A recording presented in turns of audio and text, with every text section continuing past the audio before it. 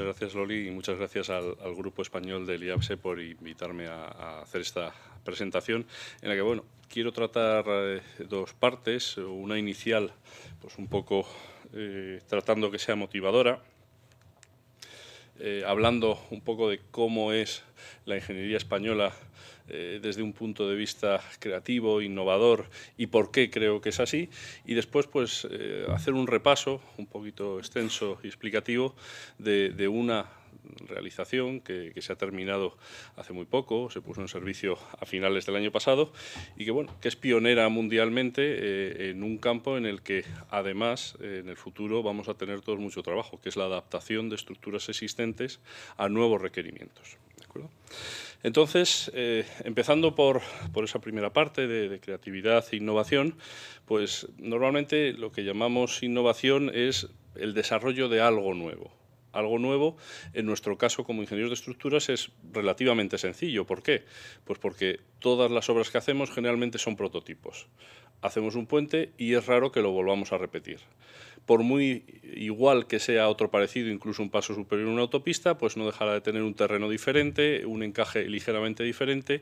Es decir, a nosotros la innovación nos resulta intrínseca a la profesión. Pero es que además de ser innovadores directamente como ingenieros de estructuras, la ingeniería española yo creo que se caracteriza, y lo veremos a continuación, por ser creativa.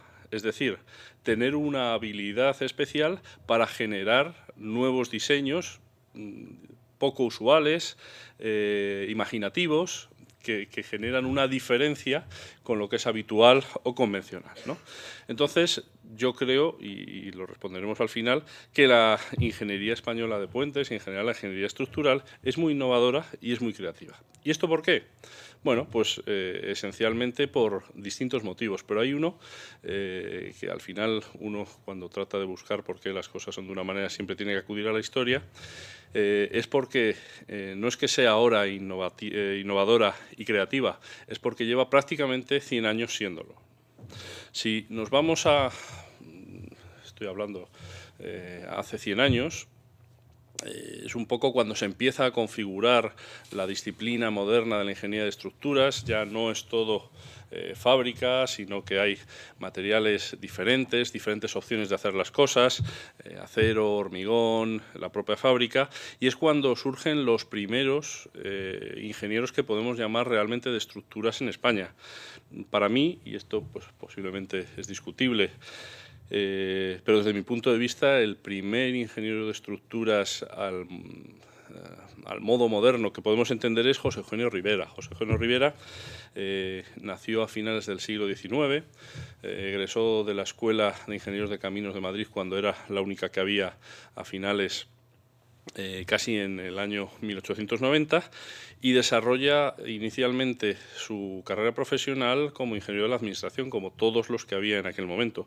Pero en cierto momento, a final del siglo XIX, sale de la administración y crea su propia empresa constructora, en la cual era ingeniero proyectista, ingeniero constructor, de forma que controlaba totalmente el proyecto.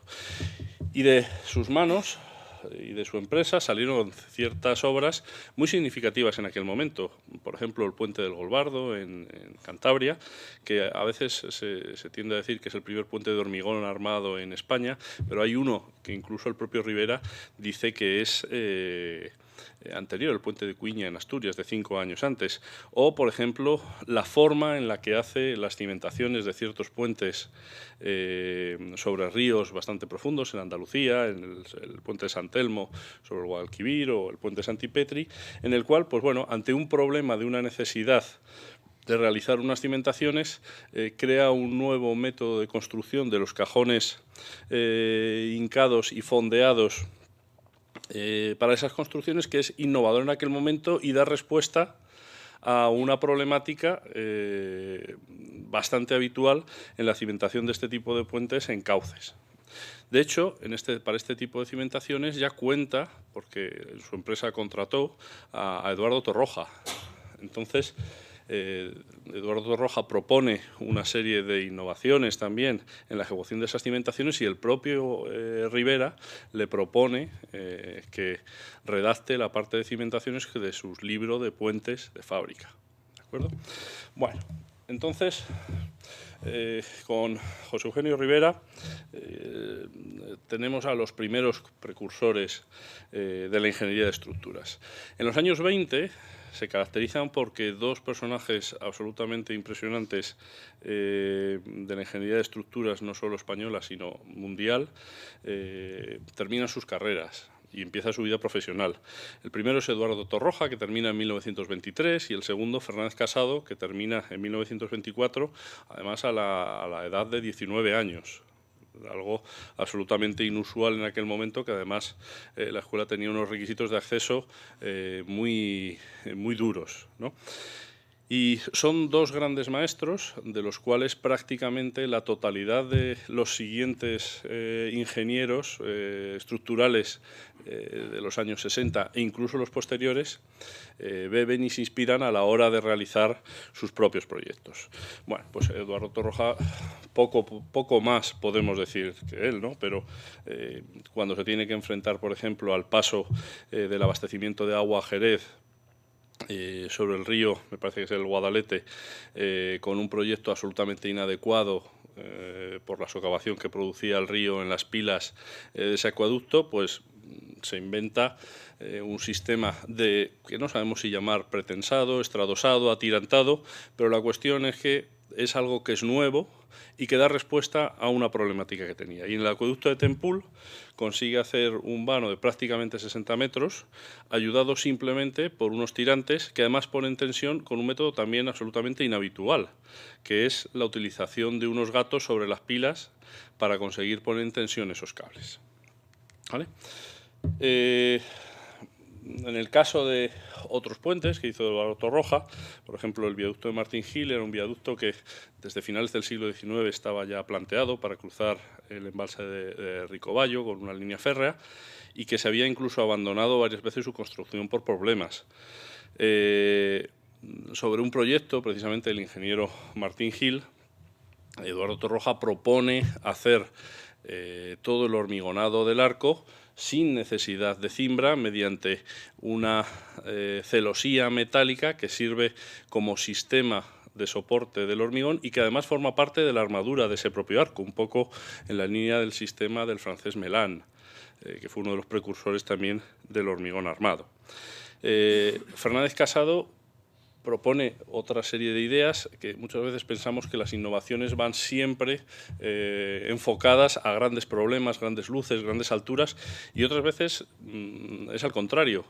Hay ciertas innovaciones que dan solución a problemas muy cotidianos de una forma muy eficiente y muy cómoda. Los puentes de altura estricta de Carlos Fernández Casado fueron una colección que incluso ofreció a sus compañeros ingenieros para dar solución a ciertos pasos de luces bastante moderadas, incluso entre 10, 12 hasta 30 como mucho, y de los que se hicieron pues prácticamente 50 puentes en toda España entre 1933 y los últimos alrededor de los años 60, ¿no?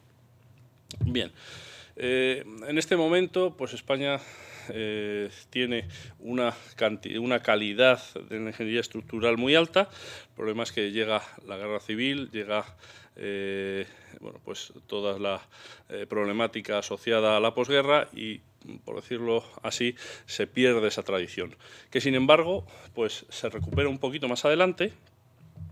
Bueno, indicaba aquí también el puente de Mérida con un sistema de construcción mediante arcos prefabricados y articulados que también fue bastante novedoso en su época.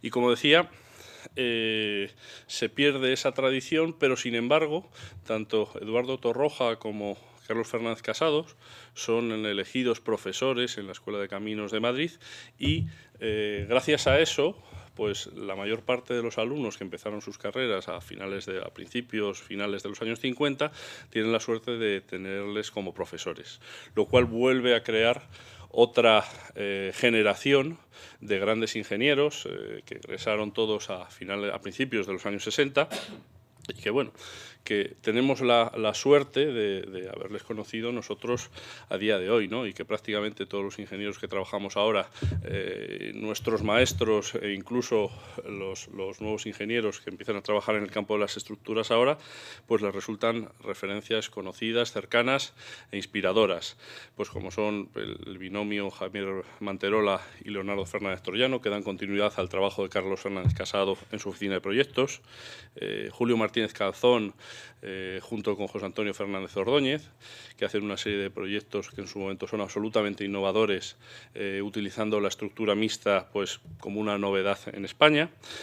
Juan José Arenas, que crea toda una escuela de ingenieros, primero en Madrid y Barcelona y posteriormente en Santander, y José Antonio Torroja, que igualmente crea una escuela de ingenieros tanto en Madrid como en Barcelona, ¿no? Y de sus manos, de sus estudios, salen proyectos pues, como el Puente Almodóvar, un avance en voladizos sucesivos cuando eran muy habituales, o el Puente Sancho el Mayor, con una configuración de tirantes absolutamente novedosa y original, tridimensional, que a nadie se le ocurre decir que es un puente que tiene prácticamente 40 años, cuando en ningún sitio se hacían configuraciones tridimensionales de tirantes. El puente Carlos Fernández Casado, un puente de hormigón, cuando había una tradición de 50 años de que todos los puentes atirantados con cierta luz importante a partir de los 400 metros fueran metálicos, e incluso le aportan al hormigón su faceta formácea, creativa, con puentes como el del Besós o el del Turia, en el que son puentes escultura, que aportan un plus de calidad realmente sin necesidad de encarecer innecesariamente ese tipo de estructuras, ¿no? Desde el punto de vista del binomio Julio Martínez Calzón y José Antonio Fernández Ordóñez, introducen la estructura metálica moderna en España. La primera de sus obras significativas fue el puente de Juan Bravo, concurso que ganaron en Madrid en el año, me parece que fue en el 68, y que acababan de perder otro concurso bastante importante también para hacer el puente sobre la glorieta de Cuatro Caminos, que ganó precisamente Fernández Casado, y que a día de hoy, pues bueno, como tenemos un túnel porque el puente original se demolió hace pues ya hará 10 años o así, pues hemos perdido la posibilidad de disfrutarlo, ¿no? Otros puentes muy significativos, como el Puente del Diablo en Martorell, algunos que ha comentado Luis Matute hace un momento, como el Puente de Tortosa, con 180 metros, que además de su calidad estética fue récord del mundo de luz durante 2 años, o alguno que sin tener ni una gran luz ni una cualidad estética especialmente singular, pues presenta un avance muy significativo en el desarrollo de las estructuras mixtas, como es el Puente de la Ciérvana en el puerto de Bilbao. Este puente, que se construyó, le veis ahí a la derecha, pero sin embargo nunca fue puesto en servicio, porque después de ser terminado el puerto cambió su planificación y la bocana en la que estaba colocada se cerró. Es el primer puente que utiliza la doble acción mixta, es decir, la losa de hormigón en el fondo del cajón con objeto resistente en elastoplástico en estado límite último, para resolver los problemas de inestabilidad de los fondos de cajón. Este puente, que es de 1981 y que en España pues prácticamente todos los proyectistas utilizan la doble acción mixta en este tipo de puentes, si vais a otros países la verdad es que es bastante inhabitual. E incluso en 1992, un estudio de proyectos muy prestigioso en Alemania, el estudio de Fritz Leonhardt, Adron Partner, ganó un premio como innovación en construcción por el puente de Nantenbach, porque utilizaba doble acción mixta. Estamos hablando 10 años después del puente de la Ciérvana, ¿no? En cualquier caso, pues bueno, en aquel momento no estábamos internacionalizados, no sabíamos hablar inglés y prácticamente lo que había por aquí se quedaba por aquí, ¿no? Por parte de Juan José Arenas, pues esos dos puentes están separados prácticamente 25 años. El segundo es un puente absolutamente precioso que sale en todas las imágenes que solemos ver de Sevilla y que tiene una calidad estética, además de técnica, impresionante. Pero ya 25 años antes, en un entorno bastante diferente, como es el río Ara en el Pirineo Oscense, a la altura de Voltaña, ya denotaba una inquietud y una delicadeza a la hora de establecer los detalles y las formas de los puentes, pues bastante significativa, ¿no? Desde el punto de vista de la oficina de José Antonio Torroja, pues dieron lugar a también proyectos que en aquel momento fueron muy novedosos, incluso cercanos a récords mundiales por procesos constructivos mediante avance en voladizo, ¿no? Tenemos a la izquierda el puente sobre el río Dúrcal, me parece que es en Granada, de 1980, con 110 metros de luz. Y poco después, en 13 años, con un sistema constructivo parecido, pasamos de esos 110 metros de luz a 170 metros de luz. Un 50% prácticamente en 100 años en el puente sobre el río Miño, en Tui, ¿vale? Bien, pues a partir de aquí, esos 5 o 6 ingenieros egresados en los años 60 y con una vocación por las estructuras muy intensa, con una formación no solo técnica, sino también profundamente humanística, pues dieron lugar a toda una serie de proyectistas que, bueno, no los pongo explícitamente porque les conocemos todos, pero que desde los años 70 hasta prácticamente el 2000 han sido los que han configurado la forma de ser de la ingeniería de puentes en España, ¿no?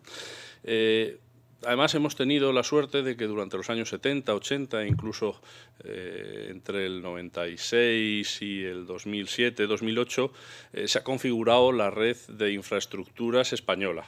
Toda la mayor parte de la red de autovías y la red de ferrocarriles de alta velocidad se ha construido en estos 30 años, con lo cual, además, es que nos han dejado hacer todos los proyectos que eran necesarios para configurar esa red. Algunos ejemplos, pues bueno, el puente Euskalduna, me imagino que le conoceréis, del año 1997, es un puente con una tipología absolutamente inusual, que resuelve el problema funcional del cruce sobre la ría de Bilbao para vehículos y para peatones de una forma genial. El puente del Centenario, que ha hablado antes Luis Matute de él, en el que se combinan pues, una gran calidad estética con la prefabricación como leitmotiv de la construcción del puente. El puente de Colindres es un puente continuo, atirantado, en 1990, cuando eran también absolutamente inhabituales, de la oficina de Florencio del Pozo, o la utilización de piezas prefabricadas para conseguir luces también absolutamente inhabituales para este tipo de elementos. Una pieza prefabricada hace unos años pues, valía para 38 o 40 metros como máximo. El puente, el viaducto sobre el río Mente, en la autovía 52, las Rías Bajas, consigue con elementos prefabricados 90 metros de luz entre pilas.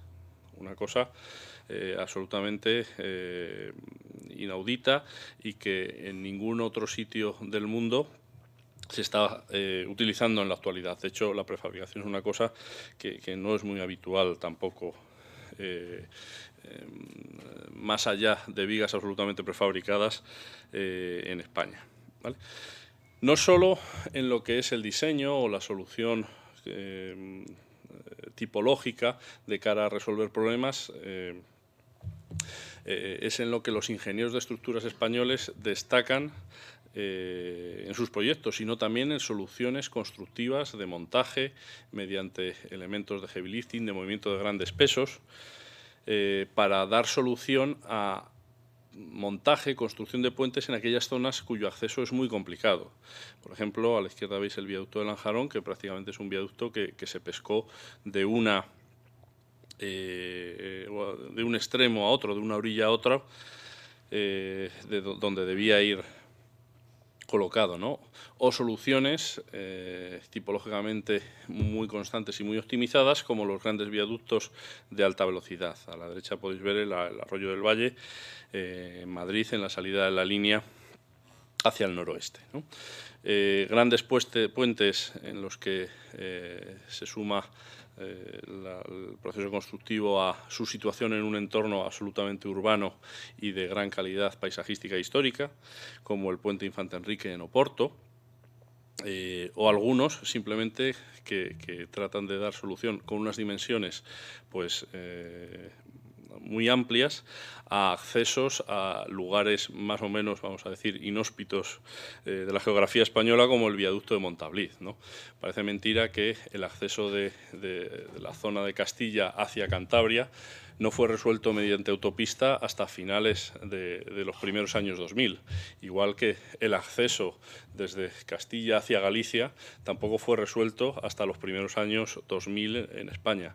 Y para eso fue necesario hacer una serie de viaductos innovadores que daban solución a los problemas de grandes luces y grandes alturas que había. Bueno, soluciones de montaje de puentes mixtos, como el montaje mediante el método Ábaco en el puente de Santa Lucía o el puente de la Avenida de las Américas, en las cuales la configuración tridimensional de tirantes pues empieza a ser factible, pues también muchas veces gracias a los métodos de cálculo actuales, ¿no?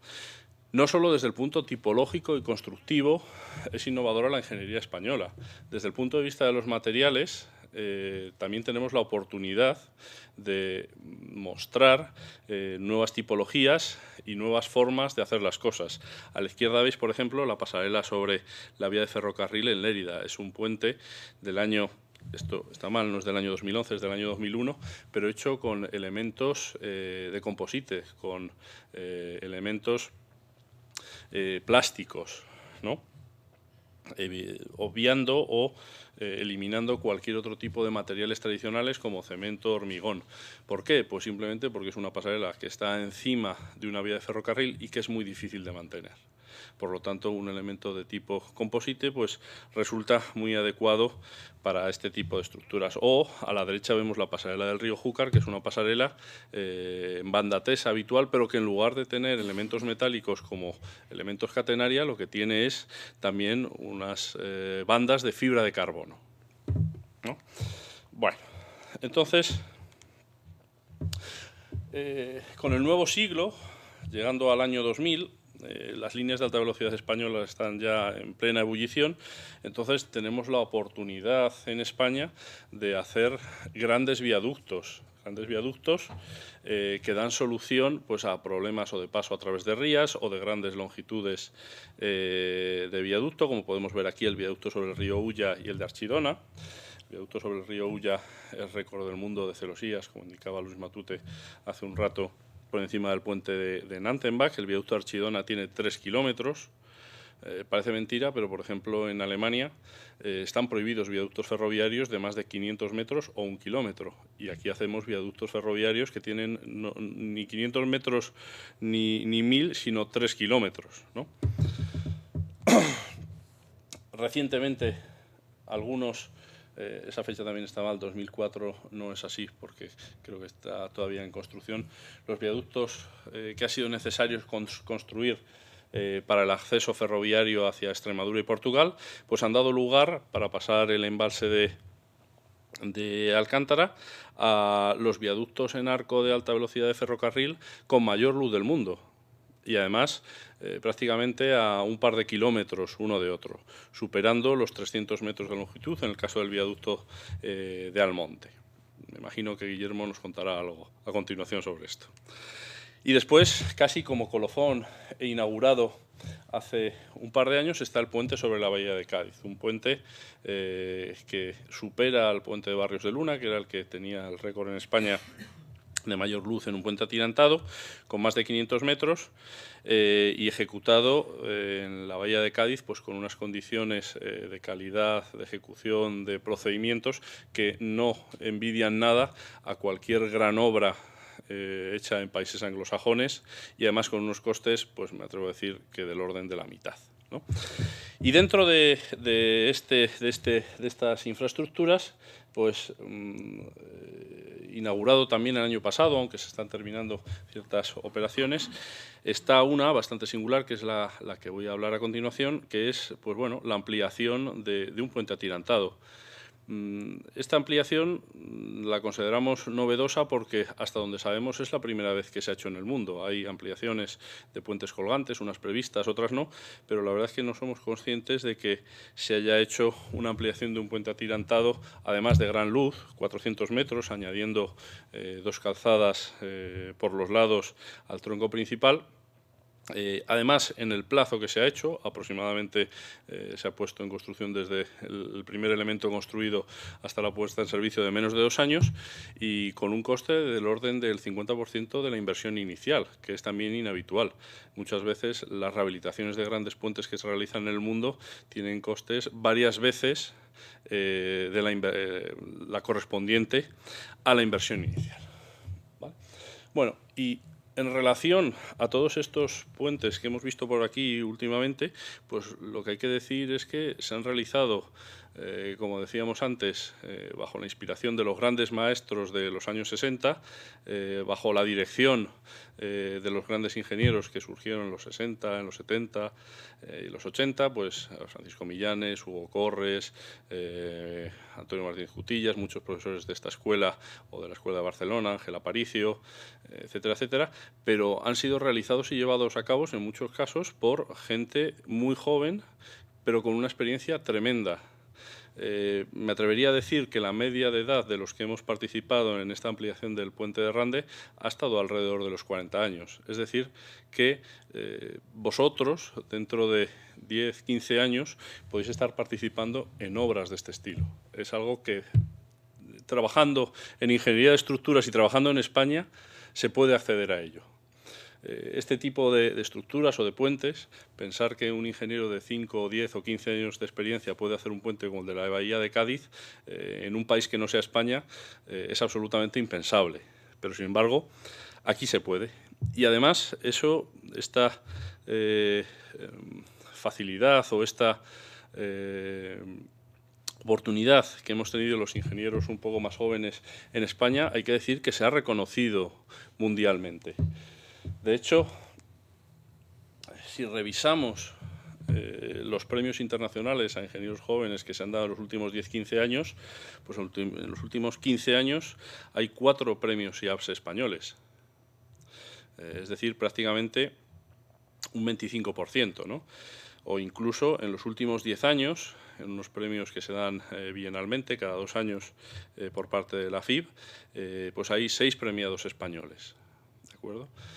Esto, además de por la calidad, creatividad y las oportunidades de trabajo, hay que decir que tiene mucho que ver también y que actúa como catalizador el grupo español del IABSE, en particular Loli, instándonos a todos a presentarnos a este tipo de premios, ¿no? Y además es que allá donde se presentan, como nos decía antes, la gente no se cree que gente tan joven sea capaz de hacer este tipo de obras, pero es así. Bien, entonces al final la conclusión un poco que yo quería llegar es que las nuevas generaciones de ingenieros estructurales, pues al final somos como enanos subidos a hombros de gigantes, que no vemos porque tengamos una vista más aguda, sino precisamente porque los gigantes nos aupan y nos permiten ver más lejos.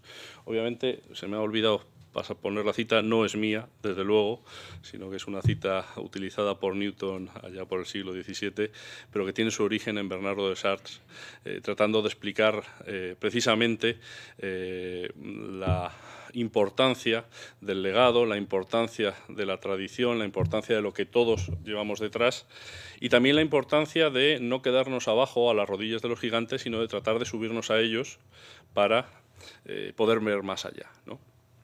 Bien, y acabada esta parte, pues bueno, vamos a entrar también en la explicación de la ampliación del nuevo punto de Rande, porque yo creo que es una obra bastante singular y que toda esta tendencia a la innovación y a no tener miedo a hacer las cosas, pues queda bastante bien marcada, ¿no?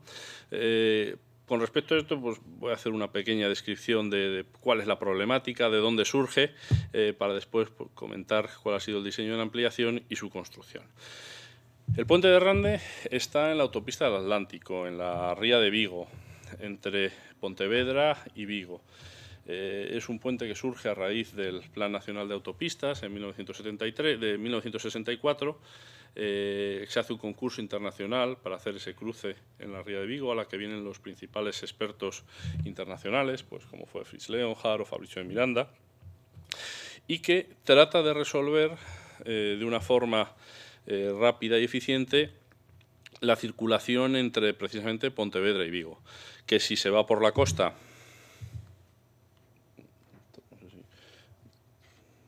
tenemos puntero, bueno, si se va por la costa hay que recorrer, uy, a ver si lo lío, espera, uy, lo estoy arreglando. Ahora, perdona. A ver. Bueno, volvemos atrás. Que si se va por la costa hay que rodear toda la ensenada de San Simón, haciendo un total de 35 kilómetros, pero que debido a la mala carretera que hay se tardan 50 minutos, y si conseguimos cruzar por el estrecho de Rande reduciríamos prácticamente a la mitad ese recorrido. Y es más, si lo que tratamos es ir desde Cangas a Vigo, es decir, de un lado al otro del estrecho de la Ría, yendo por la costa tendríamos un recorrido de más de 1 hora, mientras que yendo por el puente acortaríamos a menos de la mitad tanto la distancia como el tiempo, y en media hora conseguiríamos cruzar, ¿no? Se da la circunstancia de que además, cuando se inauguró la autopista, las intensidades de tráfico eran bastante reducidas. En el tramo Pontevedra-Vigo, del orden de 7.200 vehículos por día, o entre Cangas y Vigo, 4.400. Pero en el año 2016, esta intensidad media diaria se había multiplicado por 4 para ir de Pontevedra a Vigo y por 7 entre Cangas, El Morrazo y Vigo, precisamente porque la zona de Cangas, la zona del Morrazo, es el lugar habitual de veraneo de la gente que suele vivir en Vigo, ¿no? Además, se da la circunstancia de que precisamente en los periodos estivales la IMD alcanzaba picos mensuales de 70.000 vehículos día. El puente de Rande original, como decía antes, fue el fruto de un concurso internacional de diseño y construcción que ganó Cubiertas y Tejados con MZOB, lo que actualmente es Acciona, con un diseño de Fabricio de Miranda, un ingeniero italiano que venía de haber construido puentes atirantados en Argentina, Alfredo Pasaro y Florencio del Pozo, padre.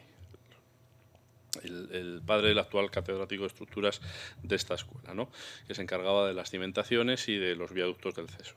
Es un puente atirantado que tiene una longitud un poquito inferior a los 700 metros, con un mano central de 400. La altura de pila es de 128 metros, su construcción se inició en el año 73 del pasado siglo y se terminó en el 78. Sin embargo, debido a que no se había terminado los tramos de autopista que daban acceso, no fue inaugurado hasta el año 81. Ahí veis una imagen de cómo era el estrecho de Rande pues antes de que estuviera el puente, y algunas imágenes de la construcción que se realizó de forma convencional para este tipo de estructuras, avanzando en voladizo, ¿no?, y poniendo sucesivamente los tirantes. Una imagen más avanzada de la construcción y el puente terminado, en el que podéis ver que efectivamente el puente está completado, pero el acceso de la derecha, que es desde Pontevedra, pues está aún en obras, ¿no?, debido a la dificultad de su construcción. En su momento, cuando se inauguró en 1981, pues hay que decir que fue un evento social muy significativo, ¿no? Dio lugar a sellos conmemorativos, cerámica de Sargadelos, e incluso en la celebración de la inauguración se trató de hacer también una reproducción en tarta de ese puente, ¿no? Ese es el puente hace unos 5 años, justo antes del comienzo de su remodelación. El coste, por tenerlo como referencia, en su momento fue de 3.658 millones de pesetas, que traducido a euros, para los que ya las pesetas os quedan un poquito más lejos, serían 22 millones de euros, y aplicada la normalización por la inflación sería un coste de unos 165 millones de euros, que parece actualmente un valor razonable para este tipo de puente, hablando exclusivamente de los 700 metros de puente. En su momento fue el segundo puente de mayor luz del mundo en tipología tirantada. Solo el puente de San Nazar, que fue inaugurado unos años antes, en el 74, sobre el estuario del Loira superó al puente de Rande y apenas por 400 metros, por 4 metros. Y también fue el puente de mayor luz de España hasta 1983-84, cuando se inauguró el Carlos Fernández Casado, el puente de Barrios de Luna, que le superaba en 40 metros. ¿Qué configuración tiene el puente existente? Pues al final los tirantes son 4 familias de 20 tirantes. Si os dais cuenta, la distancia entre tirantes, que es 21 metros, es inhabitual a día de hoy. Es uno de los últimos puentes de la primera generación de puentes atirantados que se inició en Europa, en Alemania, después de la Segunda Guerra Mundial, y que prácticamente el puente de Rande es el último de los ejemplos. Ahora los puentes atirantados tienen distancias entre tirantes mucho más pequeñas, del orden de 6, 8, 10 metros. Los tirantes tienen entre 33 y 91 cables y están protegidos mediante un grout confinado por la vaina, protección que también a día de hoy es absolutamente inhabitual. El tablero, pues bueno, está compuesto por una viga longitudinal principal, una pareja de vigas longitudinales principales, ahí se puede ver un despiece del proyecto original, vigas transversales principales también cada 21 metros, una viga de borde en la que se anclan los tirantes, y el relleno entre ese emparrillado se realiza con celosías secundarias pues bastante más ligeras. Las pilas son secciones en hormigón de tipo cajón, están huecas por dentro salvo en la zona de arriba, que está macizada. Tiene una pila de 128 metros desde el nivel de cimentación, y los anclajes de los tirantes en la parte de arriba, en la coronación de dichas pilas, son cruzados, que es una configuración también bastante inhabitual a día de hoy, en la que se suele transmitir la carga de los tirantes hacia un lado y al otro, pues bastante habitualmente mediante células metálicas. Las cimentaciones son de tipo directo, directamente sobre el lecho de la ría. Hay un granito razonablemente bueno, con una pequeña alteración, y quizás la característica principal es que el lecho del río está inclinado ligeramente, con lo cual es necesario colocar una serie de elementos pasadores para garantizar su estabilidad, ¿no? ¿Cuál es el problema en este caso? Pues, como decía antes, alrededor del año 2018 la IMD del puente alcanza los 60.000 vehículos.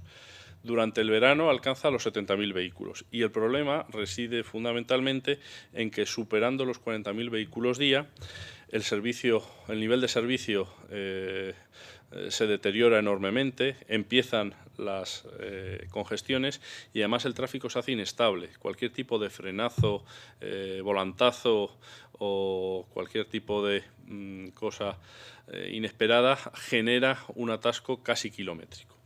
Entonces surge la posibilidad, o surge la duda de si un puente atirantado se puede ampliar y cómo se puede ampliar, ¿no? Obviamente también hay otro tipo de soluciones que se estudian de forma paralela. ¿Cuáles son las alternativas para ampliar la capacidad de la autopista? Porque esto es una cosa que a veces a los ingenieros de estructura se nos olvida, pero nuestros puentes dan servicio a vías bien de ferrocarril, bien de carretera. El puente no es la obra en sí, muchas veces tiene una importancia tal que realmente se convierte en la obra, pero al final lo que tenemos encima es una carretera, es una autopista, es una vía de ferrocarril. Y en este caso lo que tenemos es que dar continuidad al tráfico, ampliar la capacidad del tráfico de una autopista. Es decir, no vale de nada que yo amplíe el puente si no amplío los accesos y la zona que viene detrás. Lógicamente, ante el hecho de tener que ampliar un puente atirantado, parece que echa un poco para atrás y se plantean alternativas diferentes. Entonces, por ejemplo, se plantea la posibilidad de construir otra autopista entre Pontevedra y Vigo por el interior de Galicia. ¿Qué problemas tiene? Lo primero, que está sin ni siquiera proyectar en el año 2007-2008. Eso es un proceso que puede llevar 10 o 15 años. Se mete por unas zonas de gran complejidad, tanto geológica como orográfica, y además de los 30 kilómetros que hay a día de hoy entre Pontevedra y Vigo, pasarían a tener que recorrer 52 kilómetros. Se cifra un coste de alrededor de 800 millones de euros. Bueno, pues ahí está, pero parece a corto plazo una solución poco interesante. Se plantea también la posibilidad de hacer otro puente, y dado que, como veremos después, es muy complicado hacerlo cerca del actual por las condiciones orográficas de los accesos, hacerlo por el exterior, entre Cangas y Vigo. ¿Cuál es el problema? Que entre Cangas y Vigo la luz que habría que salvar está en el orden de los 2 kilómetros. Estaríamos hablando de un puente colgante que pasaría a ser récord mundial de luz. Obviamente eso lleva también a una complejidad de accesos muy grande y un coste pues, que puede ser incluso del orden del doble de lo que habíamos hablado antes, del orden de 1.600 millones de euros.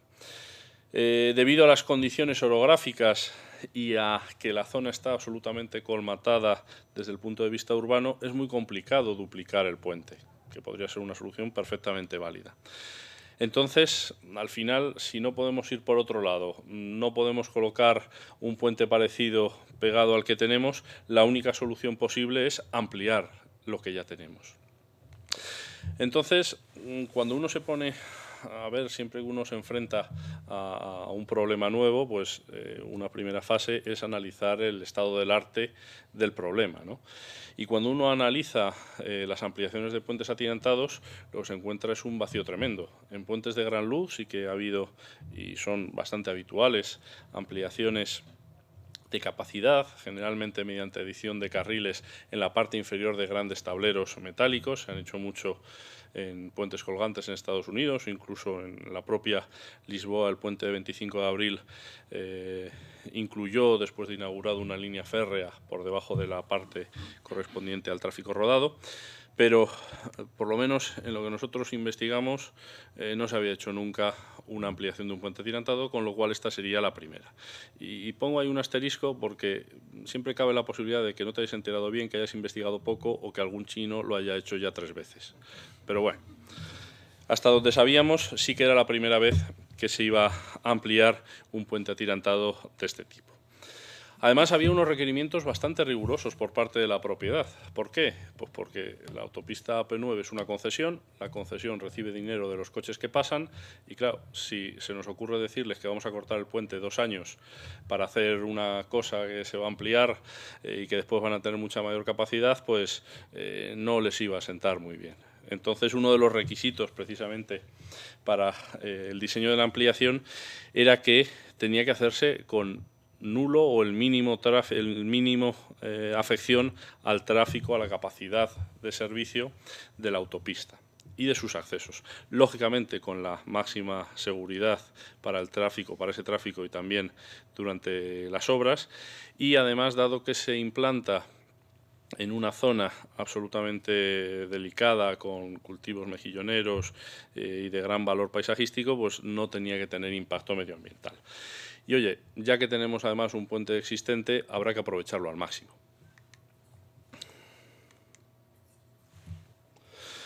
Entonces, lógicamente, una vez que ya hemos decidido que vamos a ampliar el puente existente, existen varias posibilidades, pues casi arriba abajo por un lado o por el otro, ¿no? Dentro de la plataforma actual no se pueden poner más carriles porque no es suficientemente ancha, con lo cual esa no es una posibilidad viable. Ampliar el tablero existente sin nada más tampoco es una posibilidad viable porque además no somos capaces de meter ese tráfico, esos nuevos carriles entre las pilas.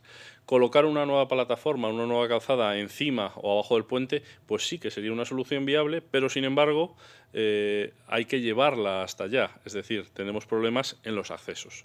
La única forma posible, de una manera absolutamente racional y que minimiza los problemas de gestión, sobre todo de esos accesos, es poner nuevos tableros por el exterior de las pilas actuales.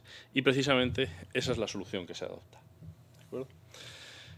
Entonces, esa solución se plantea como posible solución para ampliar la autopista. Encaja bastante bien porque permite la ampliación también de los viaductos de acceso, permite la ampliación de la calzada en desmonte hacia el norte, hacia Pontevedra, y bueno, pues se adopta como solución base para el desarrollo de los anteproyectos, proyecto básico y proyecto de construcción de la ampliación, ¿vale? Entonces, para que veáis que esto a veces también es un proceso largo, el primer diseño, el estudio de viabilidad, se realizó en el año 2006. Fue un encargo que realizó la concesionaria, un equipo formado por MC2 y un antiguo catedrático de esta escuela, Manuel Juliá, que tenía una gran experiencia en el puente porque había sido parte del equipo constructor y había ido haciendo un seguimiento de mantenimiento durante prácticamente toda su vida, en el que ya se intuía la forma en la que debía ser la ampliación. En aquel momento los elementos de anclaje que vemos en la parte de arriba todavía eran algo toscos. La parte inferior de los nuevos tableros, pues bueno, planteaba una configuración de apertura hacia el exterior que posteriormente se modificó, pero lo que sí que se verificó es que eso era viable, y además era viable no solo desde el punto de vista técnico, sino desde lo que es más importante en este caso, desde el punto de vista económico. ¿Por qué? Porque haber alcanzado esto una inversión del mismo orden que cualquier otra solución, pues posiblemente hubiera cambiado el enfoque del propio proyecto. Y además, constructivamente, tenía una ventaja enorme, que es que esto se podía hacer sin afectar a las pilas de hormigón y sin afectar a las cimentaciones. Es decir, el diseño original del puente tenía una holgura suficiente para aceptar esos 2 carriles más por el exterior sin tener que hacer ningún tipo de refuerzo ni en pilas ni en cimentaciones, lo cual es fundamental. En el año 2007 se hace un proyecto básico que se tramita como proyecto de trazado en el Ministerio de Fomento y ya se va acercando a lo que ha sido el diseño final. En aquel momento no se le dio una categoría estética a los elementos de anclaje superiores, pero sí que se cambió para mejorar el comportamiento aeroelástico, la forma del tablero inferior y además una consideración que fue básica posteriormente. Si veis, en el diseño conceptual inicial, la nueva familia de tirantes se ancla en el exterior del tablero nuevo. Eso lo que implica es que la carga de esas nuevas calzadas se repartirá entre esos nuevos tirantes y los antiguos. Los antiguos, lógicamente, estaban dimensionados para una situación que no era la de la ampliación. En el proyecto básico 2017 cambiamos esa consideración y nos traemos la nueva familia de tirantes al interior del tablero. Al traernos a ese punto de anclaje la nueva familia de tirantes, lo que ocurre es que a costa de incrementar un poquito el número de cables de esos tirantes, conseguimos que los tirantes antiguos reduzcan su tensión y por lo tanto directamente los protegemos y evitamos cualquier tipo de sobrecarga no prevista que hubiera sido muy perjudicial para el resto del proyecto. Finalmente, en el año 2010-2011 se hace el diseño constructivo que ya partiendo de las bases anteriores refina el elemento de coronación para hacer un elemento más adecuado al entorno en el que se implanta y da lugar, pues unos años después, porque aquí la política también manda y el proyecto estuvo prácticamente 3 años en un cajón, se produce la licitación. ¿Cómo es el comportamiento estructural del puente y su ampliación? Bueno, pues el puente original tiene una concepción absolutamente convencional para un puente atirantado, en el cual pues, las sobrecargas de tráfico se trasladan a la pila a través de los tirantes, que las devuelve otra vez al terreno mediante los tirantes de retenida, que en este caso van a un péndulo que pone las pilas extremas en tracción. Transversalmente, pues directamente las grandes vigas transversales trasladan las cargas de tráfico a los tirantes que están en sus extremos. ¿Vale? Eso sería una composición tridimensional del comportamiento estructural. ¿Cómo funciona la nueva ampliación? Pues muy sencillo. Nosotros añadimos 2 calzadas a ambos lados y lo que ocurre es que las cargas de tráfico existentes en esas nuevas calzadas son recibidas en 2 puntos. Por un lado, en el lateral interior de dicha calzada, mediante una nueva familia de cables, y por otro lado en una conexión articulada que se realiza en conexión con el tablero existente. Como la carga está por el exterior de ambos puntos de anclaje, lo que se produce es un efecto, vamos a decir, palanca, o genera un momento que se traduce en un par de fuerzas de forma que los cables nuevos, que los dimensiono yo como quiera, se llevan la carga, o se llevan un porcentaje de carga superior al que le correspondería simplemente por la longitud o el área que tienen a su lado, y además los puentes antiguos reducen su tensión, de forma que mejoran su comportamiento a fatiga y además no introducen ningún tipo de esfuerzo superior al que tenían cuando fue dimensionado el puente en elementos locales como pueden ser anclajes superiores, inferiores, etcétera, etcétera. ¿Vale? Ahí está un poco el esquema funcional transversal de la solución. Es importante la consideración de una unión rotulada entre los dos tableros. ¿Por qué? Porque lógicamente debemos de tratar de conseguir que el refuerzo que haya que producir, que haya que realizar, que haya que ejecutar en el tablero antiguo sea lo menor posible, y además que los niveles tensionales de todos los elementos sean del mismo orden de magnitud que en el puente original, sobre todo, por decirlo así, para no incomodar al puente antiguo. Cuando un puente lleva funcionando con un régimen tensional durante muchos años, a veces incrementarlo o modificarlo produce efectos inesperados. Además, daba lugar a una configuración en la que hacía innecesaria el refuerzo de pilas y cimentaciones, y no solo eso, sino que la existencia de dos tableros con un hueco vacío entre ambos produce o da lugar a que el comportamiento aeroelástico del puente, dado que es muy esbelto, sea también muy bueno. Bien, entonces así se plantea. A la izquierda la imagen del puente antes de la ampliación, y a la derecha, pues bueno, un render realizado en 2011 de cómo iba a ser el puente después de la ampliación. Por resumir brevemente, porque creo que no me queda mucho tiempo, ¿verdad? Me lo temía. Entonces, por resumirlo brevemente, como decía antes, la configuración de la ampliación son dos nuevos tableros, ambos a cada lado del tablero existente, que se conectan mediante una celosía a un punto prácticamente en el extremo del tablero existente mediante una rótula esférica. ¿De acuerdo? Ahí veis una serie, todos los elementos que tiene la ampliación. En el interior hay otra celosía también, mientras que la conexión entre los dos tableros es abierta, la parte exterior, el frente de viento principal, está carenado. Y después las rótulas que se han utilizado son rótulas de tipo industrial, son rótulas que no tienen mantenimiento y que tienen una vida útil de 100 años. O bueno, mejor dicho, que se ha garantizado que su vida útil será 100 años sin mantenimiento. No son elementos pequeños. Ahí veis aproximadamente, comparada con una persona, el tamaño que tienen esas rótulas. Las cargas que reciben son del orden de 200 toneladas en vertical y unas 10 o 20 en longitudinal.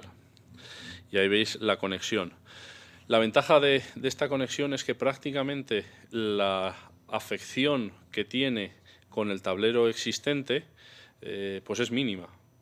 Es decir, prácticamente hacer un picado superficial, una hidrodemolición de la pequeña cera que existe en el tablero y soldar un elemento, ¿vale? Eso es muy importante porque al final cualquier operación que se realice en ese tablero existente es una potencial interrupción, una potencial afección al tráfico. Los nuevos cables son paralelos a los existentes, además he buscado ese paralelismo desde el punto de vista estético. Tienen entre 44 y 91 cables cada uno de los tirantes y la longitud del mayor está en el orden de los 200 metros.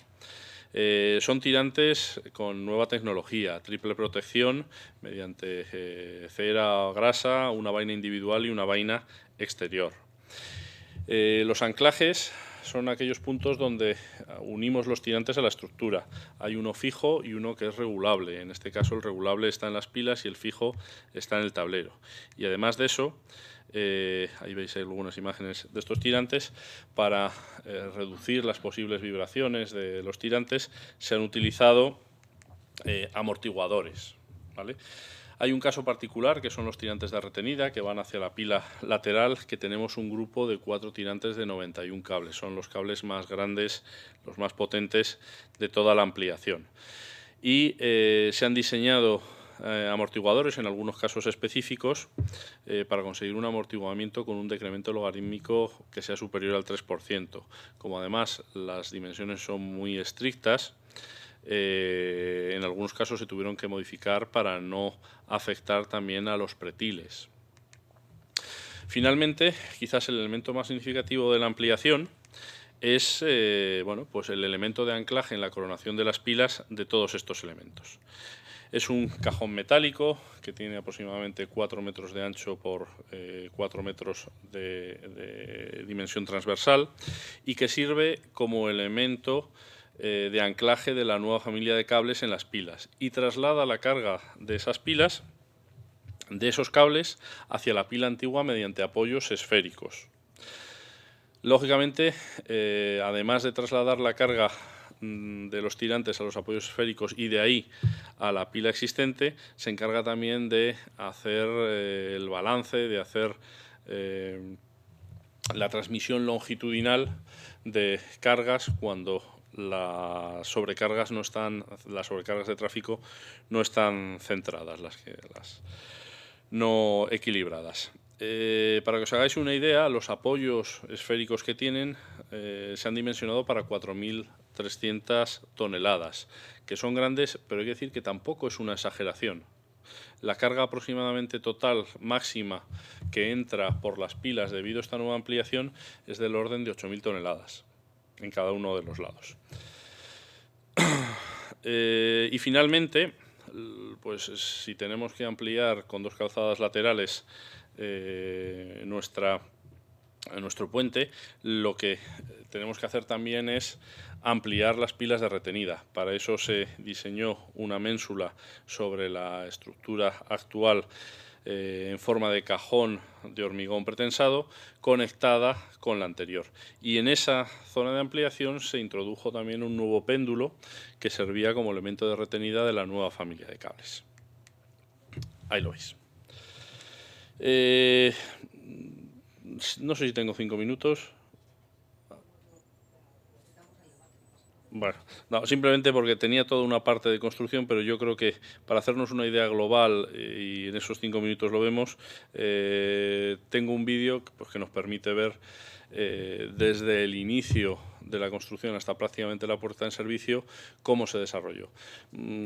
Esto es como siempre, podríamos estar en una obra tan compleja como esta, podríamos hablar durante horas de ello, ¿no? Porque hay una parte esencial que es cómo se construye un puente adosado a otro puente que tiene movimientos tanto longitudinales como transversales. Bueno, pues eso quizás haya otra ocasión, pero requiere un esfuerzo a nivel de cálculo y a nivel de medios auxiliares bastante importante. Vamos directamente a la parte de construcción y así terminamos inmediatamente. Aquí está.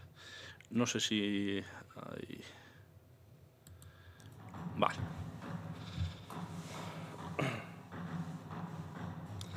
Entonces, ahí podemos ver el puente justo antes del inicio.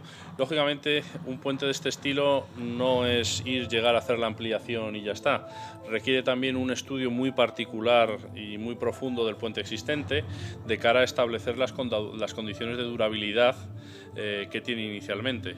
Entonces se realizó una campaña de investigación a nivel de tirantes, a nivel de tablero, a nivel de armaduras, y además se ha realizado por lo que se suele llamar una puesta a cero de lo que es la infraestructura, es decir, generar una situación en la que la vida útil del puente se resetea, vuelve a ser los 100 años con los que se diseña a día de hoy una estructura. Ahí podéis ver, por ejemplo, pues el montaje de las primeras piezas de la cabeza. Esas piezas se llevaron por partes con una pontona, se elevaron con la grúa torre y se colocaron en la parte de abajo para soldarlas. Una vez que estaban colocadas, se pusieron unos elementos de protección, se soldaron y se procedió al izado de lo que llamamos los hombros del elemento de anclaje. Para ello hubo que construir un elemento pórtico auxiliar en la parte de arriba, desarrollado por las empresas constructoras, con el cual se procedía al izado de esos elementos hasta la parte de arriba. En el proyecto estaba previsto llevarlos contra la pila, pero sin embargo el constructor vio más oportuno llevarlo hacia afuera de la pila y voltearlo arriba. Eso se hizo con los 4 hombros y posteriormente el tramo de dintel que teníamos soldado en la parte de abajo fue izado para conectarlo. Ahí se ve ya la estructura pues prácticamente terminada. Una vez que se terminó la estructura de cabecero, se inició el izado de lo que es el primer tramo de tablero. El primer tramo de tablero tenía 42 metros de longitud, vino absolutamente terminado de uno de los talleres, el otro lo trajo en 2 partes, porque no lo he comentado, pero el peso de la estructura son unas 6.500 toneladas que se repartieron entre 2 talleres. Para venir tuvo que cruzar pues casi media Galicia, desde Carballiño en Orense hasta el puerto de Vigo. Se llevó mediante pontonas a la pila y con el mismo pórtico que había subido los brazos, pues se izó hasta su posición definitiva, en la cual se conectó las rótulas con las rótulas al tablero existente y se colocaron los 2 primeros tirantes, y a partir de ahí el izado del resto de dovelas se ejecutaba mediante 2 carros auxiliares, uno sobre el puente existente que iba avanzando en el frente y otro sobre la nueva estructura, un carro dorsal que cogía ambos cogían cada una de las 2 dovelas hasta la parte de arriba. Esto se fue haciendo sucesivamente hasta alcanzar la clave, y después del montaje de las dovelas se producía su ferrallado y su hormigonado. Ahí se ve la estructura ya prácticamente muy cerca del cierre en clave. Cierre en clave que la verdad es que fue un éxito, porque en uno de los laterales se llegó con menos de 1 centímetro de diferencia y en el otro con menos de 3 centímetros. Para un puente de 400 metros de luz está bastante bien. Finalmente se produjo un retesado de todos los tirantes para llevar el puente a su posición y además generar una rasante tanto longitudinal como transversal adecuada. Se realizó el pavimentado, la colocación de las barreras y la apertura al tráfico. La apertura al tráfico se realizó el 30 de diciembre del año 2017. 30 de diciembre, bueno, pues todos nos imaginamos por qué, tampoco hace falta que lo explique, ¿no? Y ya para terminar, un poquito para atrás, sí quería comentar quiénes han sido los principales participantes, además, de MC2 en esta obra, porque cuando una obra sale tan bien, pues todos tienen un poco la culpa, ¿no? El constructor general ha sido una UTE entre Dragados y Puentes. Dragados es quizás la empresa española más potente que está construyendo puentes en todo el mundo, y unos puentes de una categoría tremenda. Puentes es una empresa subcontratista súper especializada en este tipo de montajes. Y tuvieron la ayuda de 2 empresas de ingeniería súper competentes, como son FECOR y Pondio, ayudándoles para toda la parte de elementos auxiliares y proceso constructivo. Y poco más. Como decía antes, esto es solo una muestra de lo que pueden hacer los ingenieros españoles cuando se les ponen problemas novedosos por medio, y de lo que podéis hacer vosotros, pues en no muchos años, si decidís dedicaros a esta profesión, que aún siendo dura y complicada, pues la verdad es que es de lo mejor a lo que se puede dedicar uno.